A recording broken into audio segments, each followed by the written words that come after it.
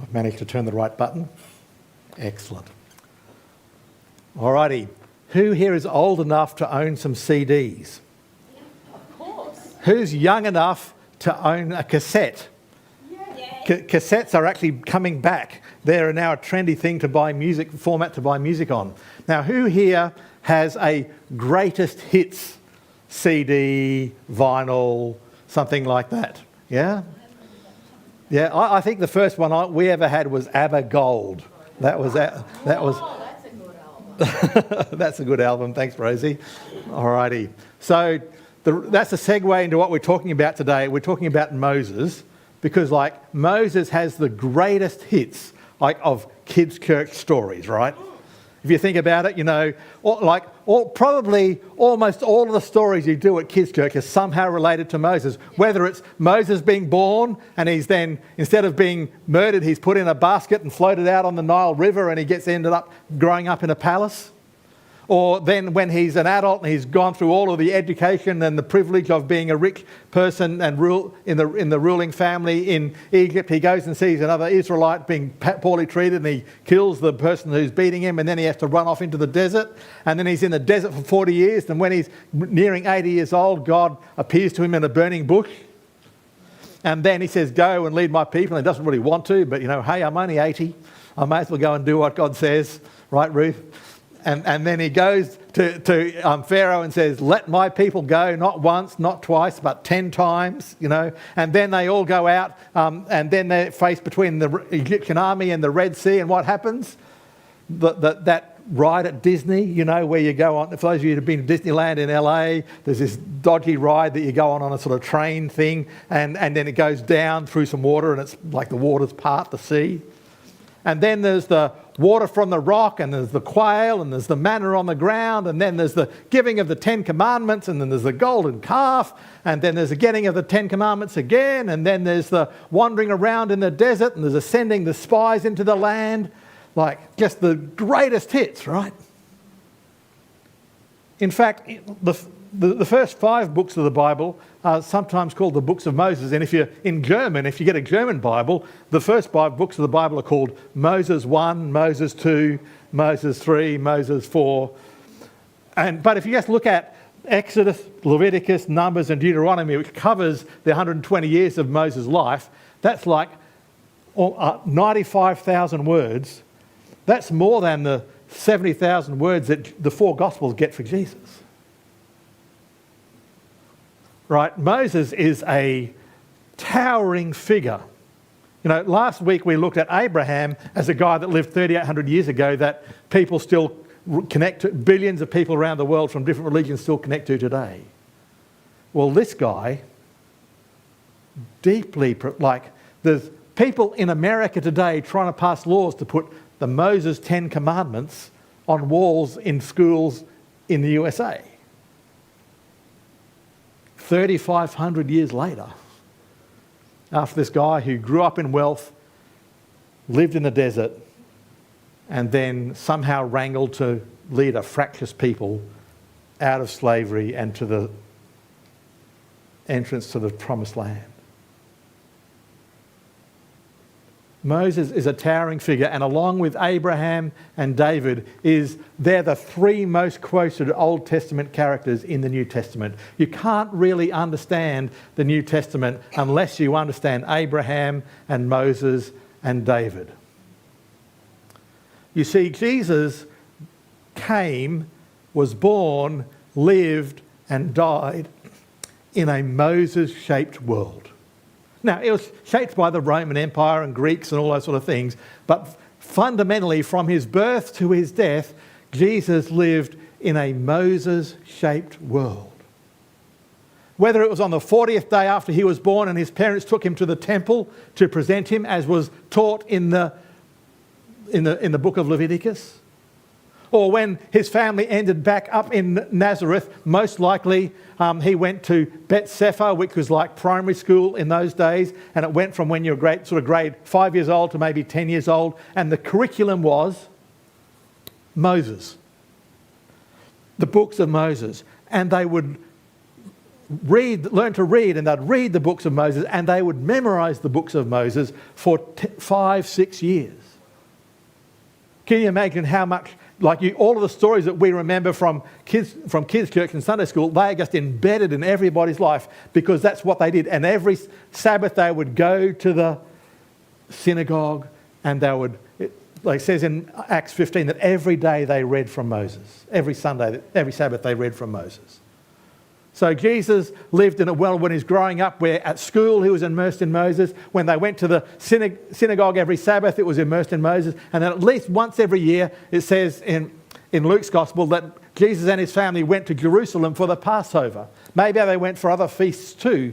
But the feasts that define the year, like in Australia, we're defined by New Year's Day and Australia Day and Easter and Anzac Day and Melbourne and the grand final holiday, all the holidays, right? Well, the world of Jesus' calendar was defined by the religious festivals of Passover and Pentecost and Tabernacles and others. And so it wasn't just the Sabbath day, but it was the whole year. And then this is how you wash your hands. This was hygiene regulations stipulated by Moses. It was a daily thing. The sorts of food you could eat and not eat, that was a Moses thing. That was a daily thing. And only just then we get to the ethical requirements of Moses. Jesus lived in a Moses-shaped world. It was into a Moses-shaped world that Jesus came. Last week we talked about the fact, that if Jesus was born in Geelong and then was hung like Ned Kelly in Melbourne, that wouldn't make any sense. Because Jesus' coming and Jesus' life and death and resurrection only makes sense in the history and in the culture and the setting into which he came.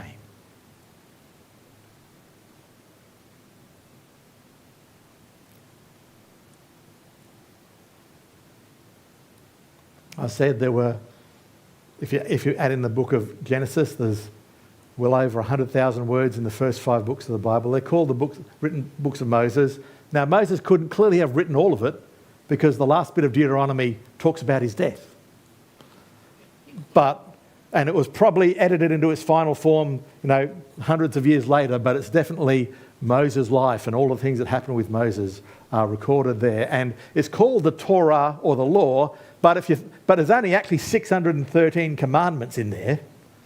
Right, so even if a commandment is 10 words long, that's only 6,000 words out of 100,000 words. So there's lots when it says the law, it's actually a whole lot of story stuff as well as just bare commands. But that makes sense. Because laws only make sense in the middle of a story, right? If you have a really sharp knife and you go to stab it into somebody, well, if the setting is one of Melbourne's laneways, that's a problem. But if the setting is Alfred Hospital, that's an entirely different circumstance. In the first one, you might be trying to kill someone. In the second, and it's illegal. In the second one, you're trying to save someone. And in fact, if you don't do it, it might be negligent. And so that's why laws and commands always are set in a setting, in a culture, in a story. And the first 5 books of the Bible contain story and culture and setting in which the commands make sense. But Moses was also ever present in Jesus' public ministry. And you can just pick a gospel and follow it all the way through and you'll just see it. For example, in Mark chapter 1, when Jesus heals a man with leprosy that comes to Jesus and kneels before him and says, "If you're willing, you can make me clean." And Jesus says, "I am willing." And then he says, "But go show yourself to the priest and offer the sacrifices that Moses commanded."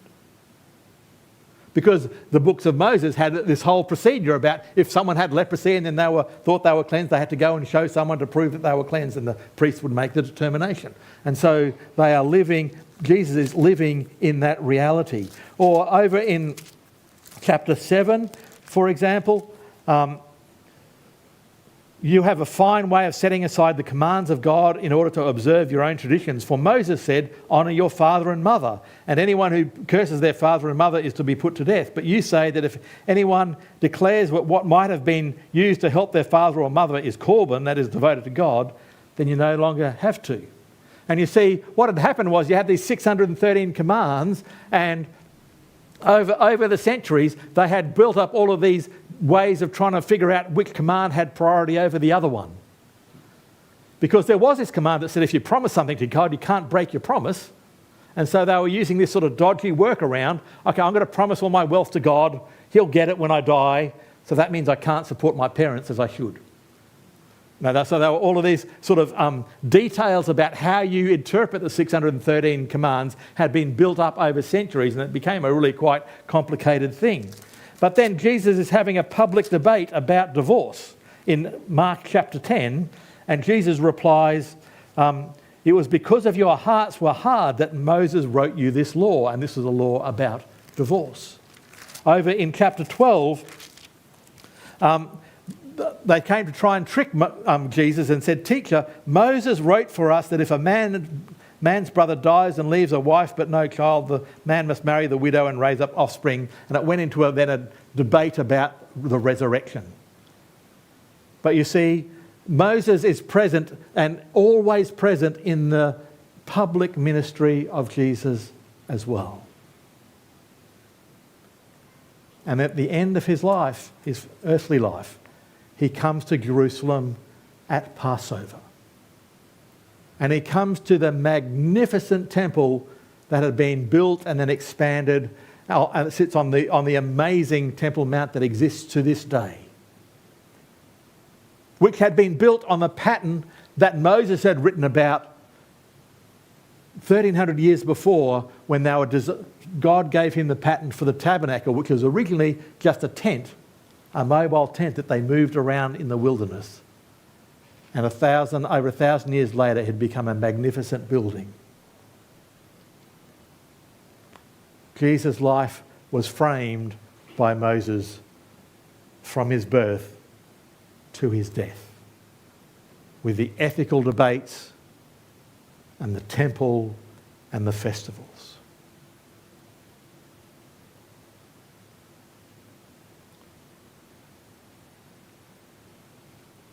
Last week I said that when we go to the Old Testament, we need to read it in two ways. We need to read it forward, and then we need to read it backwards. Forward on its own terms. And then when we get to Jesus and all the amazing things that happen with Jesus, we then look back at the stories of the Old Testament in a whole new light. It's a bit like, and Tash, I got it right, was it Snape in Harry Potter, right? For the first few films, I haven't bothered reading the books.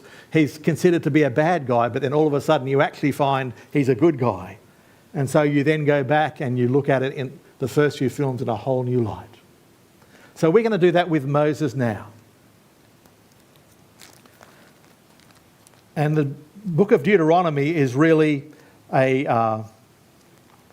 it's where Moses sort of recapitulates and repeats all of the teachings that he'd given over the 40 years. And they're just about to go into the promised land. Moses isn't going to go with them, but he's saying, remember all this, remember all that, remember the other thing.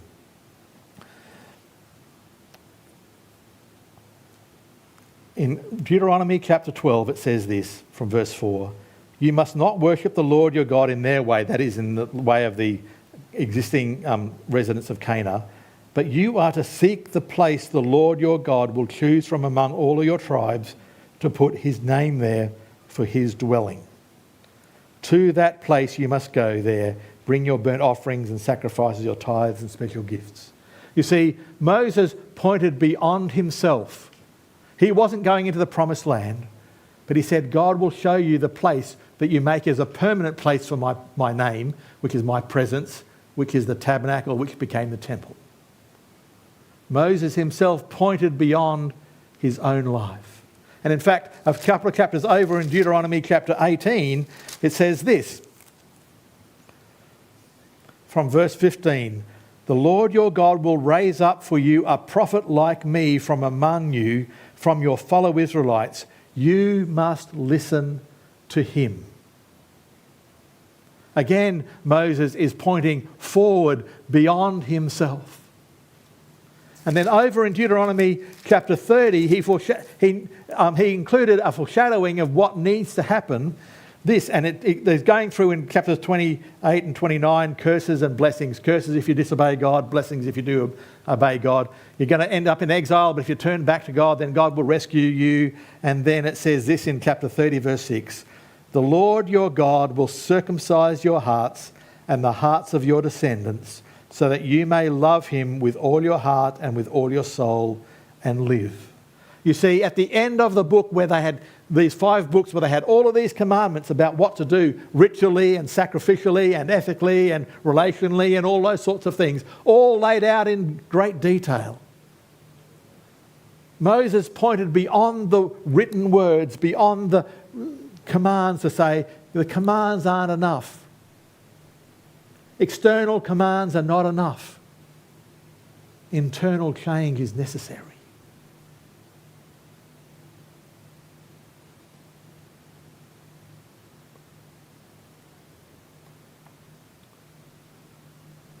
And so, Moses himself points forward to things that need to happen in the future. And a temple was built, the temple that Jesus came to. And later prophets like Ezekiel and Jeremiah talked about a new covenant where God would do this internal change. And so then in Mark 7, Jesus says it's not what you do externally that makes you unclean, it's what that comes out of your heart that is unclean. And in the Sermon on the Mount, Jesus says, you have heard it said, do not commit murder, i.e. from the 10 Commandments. But I tell you, anyone who is angry is in danger of the fires of hell. In both of these circumstances, Jesus is pointing towards the inner change that is necessary. The inner change that was foreshadowed by Moses, Jesus is now talking about in detail. And then all of the temple feasts that would happen, if you read John's Gospel presents Jesus as the fulfillment of those feasts, the explanation of those feasts.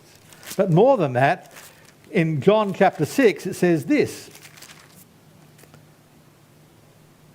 very truly I tell you, it is, after Jesus had done the feeding of the 5,000 and they were hanging out for some more miracle bread, Jesus said, very truly I tell you, it's not Moses who has given you bread from heaven, but it is my Father who gives you the true bread from heaven.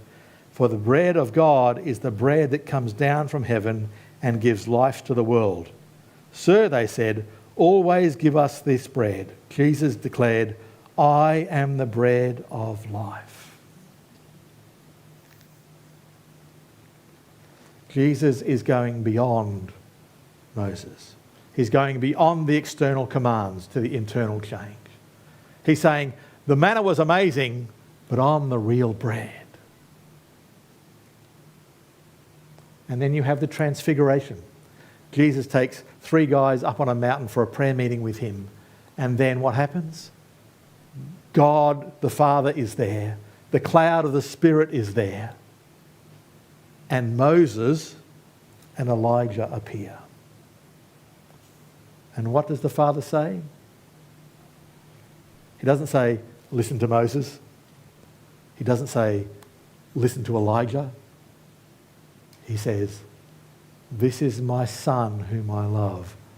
Listen to him. The very one that Moses had pointed, saying, after me will come one, and you must listen to him. The Heavenly Father identifies Jesus as that one. And then maybe even more radically, and this was a part of Jesus' trial, but it's also talked about in the early part of John's Gospel, where Jesus says in chapter 2, destroy this temple and I will raise it again in 3 days. It has taken 46 years to build this temple and you're going to raise it in 3 days? but the temple he had spoken of was his body.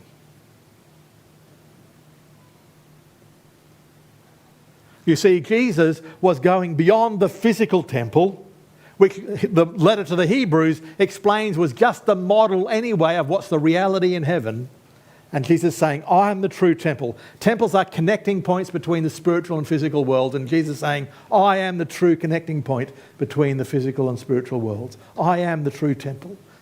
And his resurrection proves it. So Jesus is transcending all of the external ritual commands. He's fulfilling all of the festivals. And even the temple itself, Jesus is saying, that was a model and it was all pointing to me.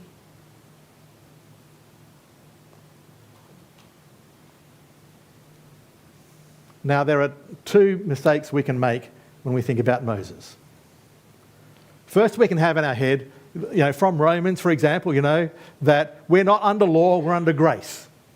It's not about the things we have to do, it's about trusting Jesus to forgive us and make us new. And so we can just ditch all that law stuff. We can just get rid of all of that law stuff.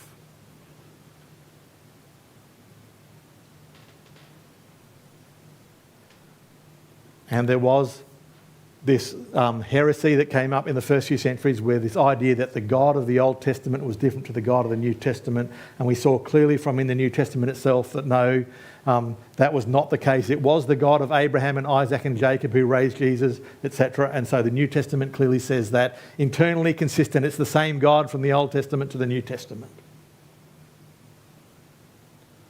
But see, we've already said that the Old Testament isn't just about laws. There's only 613 of them, and there's only 6,000 words out of 100,000 words. And it's not that in the Old Testament people were getting favour with God by doing all these meticulous works rather than faith. No. Last week we read from Hebrews chapter 11, which is the great passage about faith in the Bible, and we looked at Abraham lived by faith. But in that passage it also talks about Moses. The lawgiver himself also lived by faith. Let me read some of this for you from Hebrews 11, beginning at verse 23. By faith, Moses' parents hid him for 3 months after he was born. Verse 24. By faith, Moses, when he had grown up, refused to be known as the son of Pharaoh's daughter. Verse 27, by faith he left Egypt, not fearing the king's anger. Verse 28, by faith he kept the Passover and the application of blood, so that the destroyer of the firstborn would not touch the people of Israel. Verse 29, by faith the people passed through the Red Sea. By faith the walls of Jericho came down, which was just after Moses. You see, Moses' life was a life of faith, because a life of faith is you hear God speak to you and then you respond on the basis that what God said is true. And it's a very real faith. Like Moses didn't want to go and speak to Pharaoh, and he had a back and forth with God about that. And God said, okay, well, Aaron can be your spokesperson, but you need to go anyway. And so he did.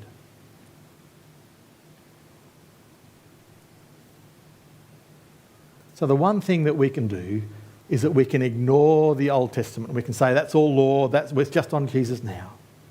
But you don't understand Jesus unless you understand the temple. You don't understand Jesus unless you understand that external laws that are good, but they're not sufficient. And it's not like you can just ditch it all, right? You can't just watch part 7 of the Harry Potter films and understand everything. You can't just read the last 2 chapters of an exciting crime thriller without knowing the first 30 chapters. Yeah, they were earlier, but you can't get rid of them because the later chapters only make sense in light of the early chapters.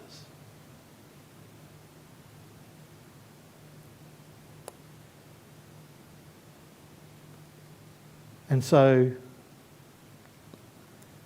they are vital. And we can say, well, we can't just say, I'm going to ignore it.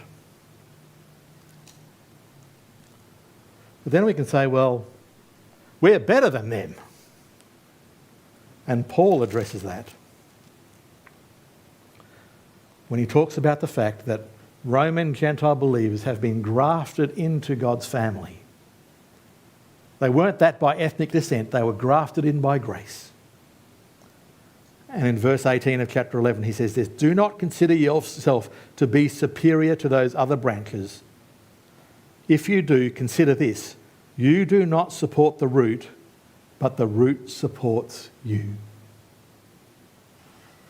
The work of God through the life of Moses and through the life of the nation of Israel leading up to Jesus is the foundation on which the remarkable life and work of Jesus is built. There's no place for superiority or snobbishness. The only proper response is humble gratitude. So one mistake is to sort of ignore it or minimise it. The other mistake is to go over the top and really get into it. Oh yeah, we've been worshipping God and serving God, but actually what we need to do is we need to actually get into meeting on a Saturday. And we also then got to get into making sure we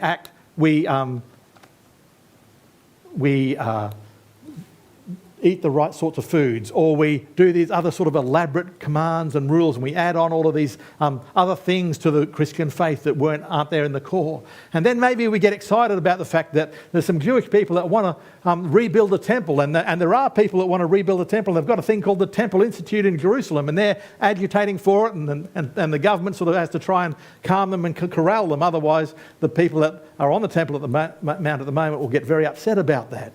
But there are some people that are looking for that, and some Christian eschatology says at some point the temple is going to be rebuilt. And we're going to get into all of that, and we're excited about that. But that's like going back to an earlier chapter in the story. It's like going back to what happened in the part 3, and we're actually living in part 7. Because Jesus has transcended the physical temple. He is the temple. In fact, the body of Christ is the temple the New Testament teaches. And that was a trouble in the early church. These Gentiles became followers of Jesus, and then other people came around and said, actually, no, it's not just good enough to trust in Jesus. You've also got to become Jewish and get circumcised and start eating the right way and not hang out with Gentiles, and a whole bunch of other things that came with being Jewish at the time. And the big fight in the early New Testament was, do we have to do that? And the answer was no. And so let's don't go and re-prosecute that whole issue again, thinking we're somehow more spiritual by going back and adopting Old Testament frameworks and practices.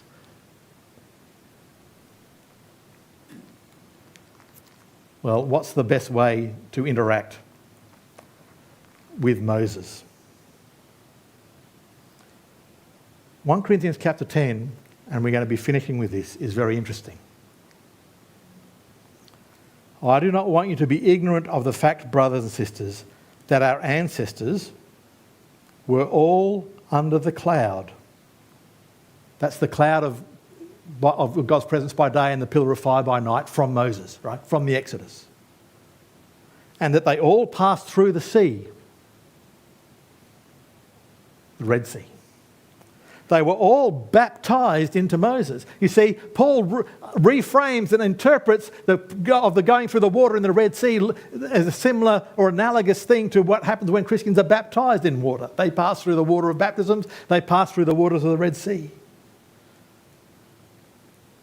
They all drank the same spiritual food and drank the same spiritual drink. The manna on the ground, the water from the rock, and Paul is connecting that to the bread of communion and the wine of communion. For they drank from the spiritual rock that accompanied them, and that rock was Christ. What? The Son of God was present with Moses and the people of Israel during the Exodus. You see, it's not a different God. God was there.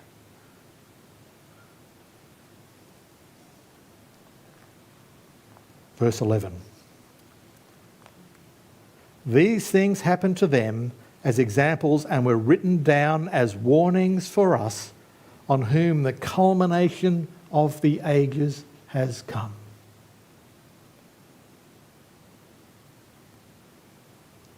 And so this is the healthy way of engaging with the Old Testament.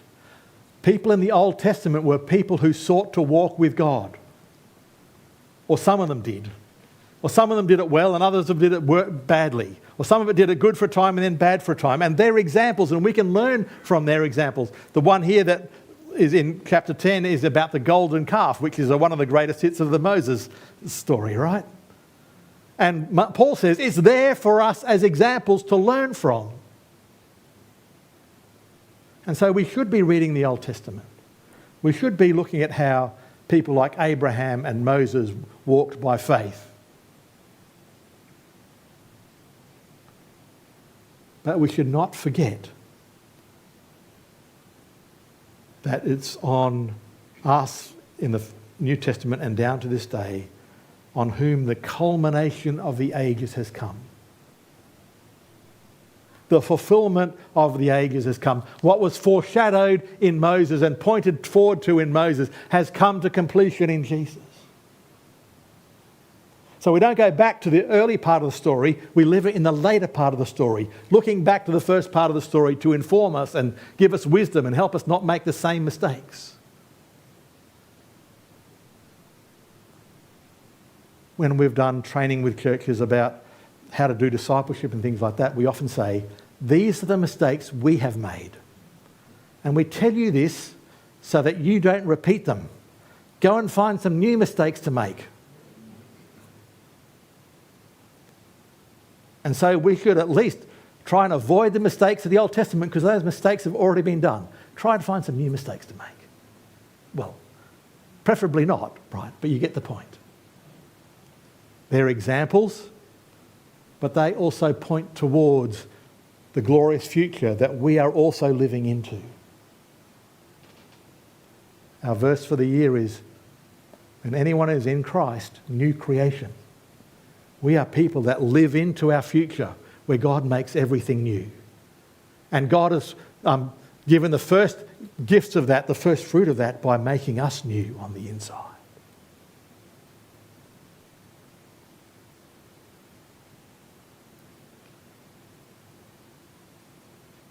So we really only understand Jesus in the light of Abraham and in the light of Moses.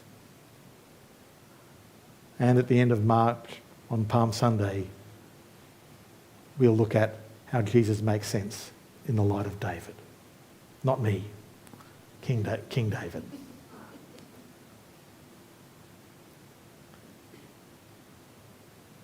Let's rejoice that we are privileged enough to live post-Jesus, post the life, death and resurrection of Jesus. Let's say, I want to live fully into the internal change that Jesus talked about. The presence of God with us wherever we are, not in just one physical location, but wherever people are, God is there with us. Let's learn from the examples of the past, but live into the glorious future that God has for us. And in that way, we will honour Moses and we will honour Abraham and all of those that have gone before us. Let's pray.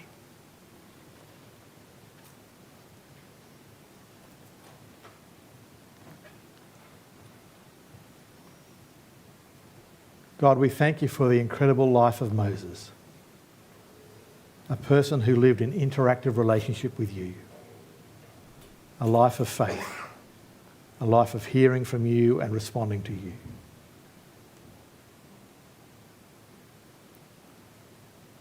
God, help us to be inspired by his example, by his trust, by his humility.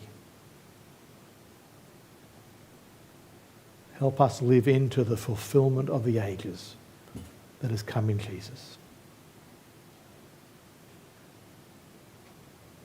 The Waymaker. Let's sing.